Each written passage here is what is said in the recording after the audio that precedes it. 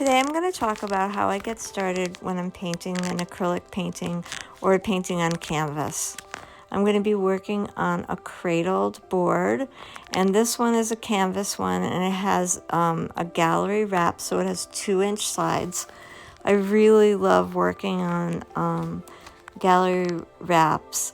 They're really fun to do, and I just really like the way they look.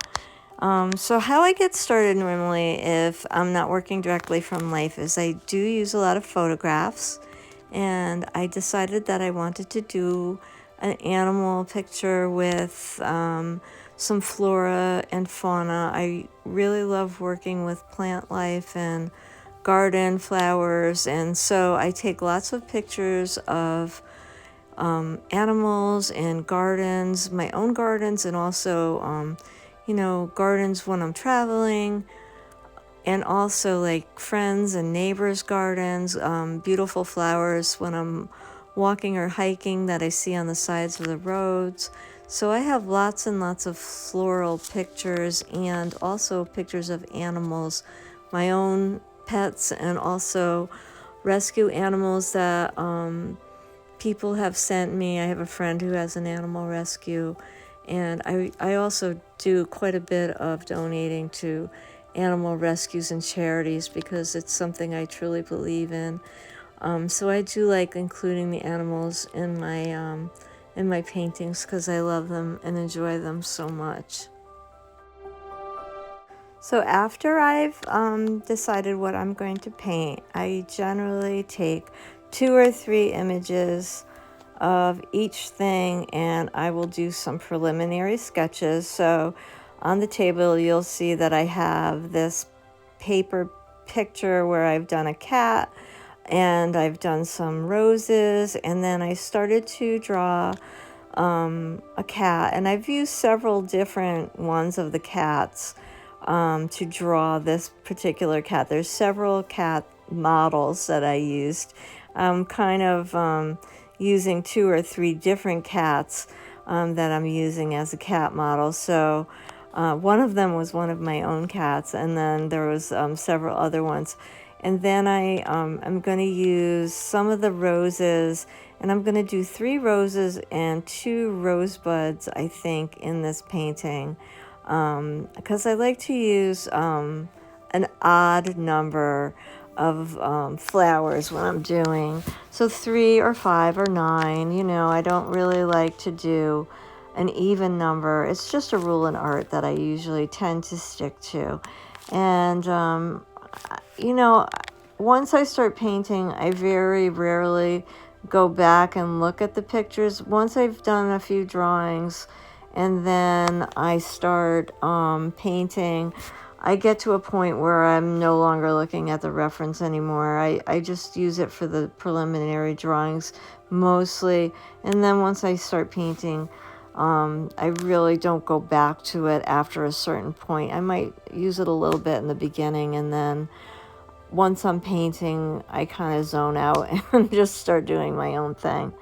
I like to paint out of my head. Sometimes I'll do entire paintings without a reference, but it's nice to have them in the beginning of the process. You'll see here that I squished out this very warm blue, and then I immediately decided that that was not going to work. So I changed it over to Manganese Blue, which is very cool. That is an almost green blue. It is like an oceany blue, and I was like, okay, the ultramarine light is not going to work in this painting, and I went for something very, very cool because I immediately knew that I did not want something that warm in my painting. That's something that's just an instinct and will come with practice, I think. As you get to know color and know your colors, whether or not, whether you want a warm or a cool color in your paintings. The cool colors always recede in a picture, and warm colors always come forward. And I wanted a really cool color in my background And so that's why I went with Manganese Blue, which is, you know, it's that very oceany blue, and I really like that in the background. I do have some color theory videos up, and I know it sounds really confusing when people know that blue is a cool color, and to think about blue having a warm and a cool version. But when we think of warm and cool versions in a cool color, ultramarine is the one that is closest to red, and manganese is very close to green. So that is how we know the difference between a warm and a cool blue. And so I get more into explaining that in some of my color theory videos. So just a clarifier. At this point in the painting, I'm just putting down early layers. So I'm just blocking out color and just putting in the first layers of the painting. I try not to go crazy at this point, and I'm putting in thin layers of color all over the painting. So I'm just trying to get down just some background colors, and then I will go through and block out the colors of the flowers and the cat itself, and just getting down those first layers. I'm not trying to do any kind of finish work or detail work at this point. I'm just trying to get in the basic first layer. I tend to work in multiple layers and build up colors slowly throughout the painting process. And I really like to have deep luminous layers of color when I'm painting. So going back and adding multiple layers adds really rich luminous color. We're not trying to get all the color down on the first go around. And here I'm just laying in the color of the cat and getting all his little white bits in. And I love acrylic so much because it dries so quickly that as you work your way around the canvas, things are already drying before you get to the next bit. And it's a really fun way to paint.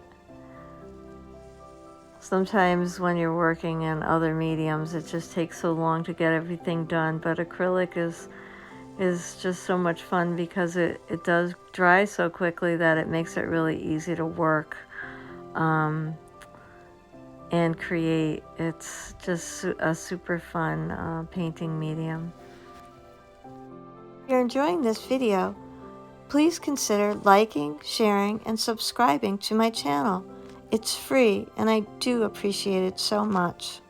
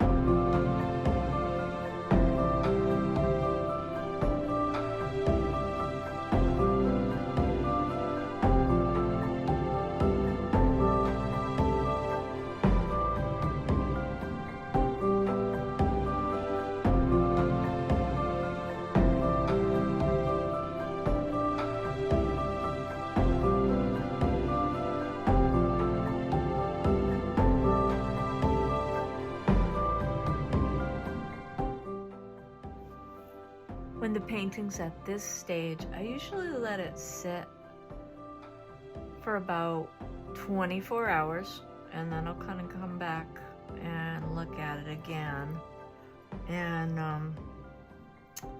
check the colors and see what I want to change, if I want to change anything. And I think there's definitely stuff I want to change in the background, and then put finishing touches on this painting. So here's the painting as it sat overnight. The only thing I did additionally here was that I added Thalo Torquoise on the bottom, just to ground the painting a little more with a darker color. So on top, the blue was Manganese Blue with a little white added in, and I did that on the bottom as well. And then just to kind of give it a little bit more weight on the bottom, I added the Thalo Torquoise, which is a golden color, over the top of that. Everything always looks a little different when you layer it over another color, so you get a little of that other color coming through.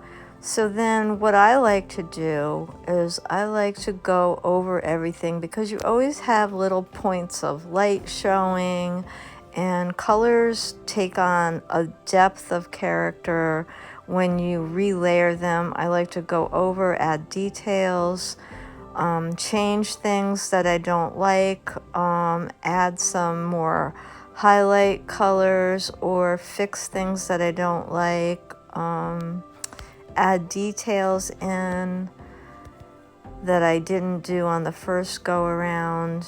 If I see anything that I want to change to make things pop out more or fade into the background more, I do that then. And coming back to it at least overnight or the next day gives me fresh eyes and allows me to see better than if I've been staring at the painting for a couple hours straight. So that's why I tend to do that the following day, or give it a couple of days sometimes. If I really feel stuck on a painting, I will just get it out of my sight and leave it for a week or more. But this one was going really smoothly, and I was having a really good time with it, so I just came back the next morning to look at it again, and now ready to go again.